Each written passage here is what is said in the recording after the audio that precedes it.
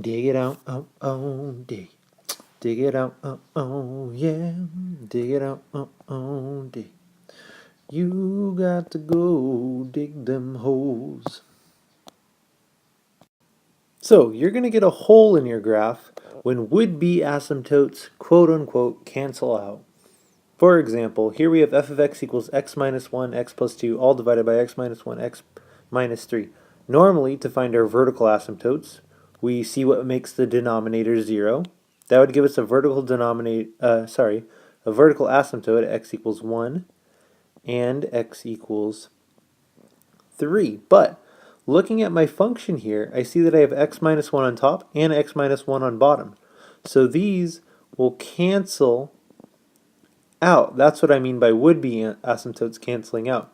So instead of a vertical asymptote here, this is going to be a hole. Let me show you what a hole looks like on our graph.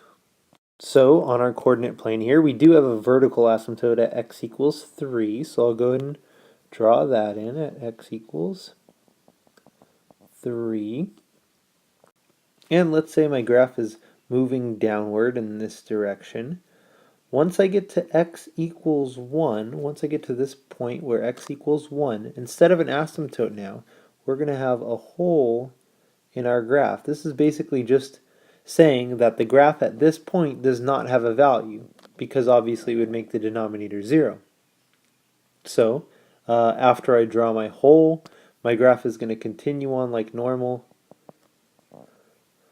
so on and so forth. So while we have asymptotes, we talked about the graph cannot cross this line. A hole is kind of just a point on the graph where we do not have a solution. If we did plug this 1 in after canceling this out, we'd get 3 halves, so that's going to be about at the point 1 3 halves. But instead of an asymptote, since it canceled out of the denominator, we can still cross that point. It's just going to go through a hole.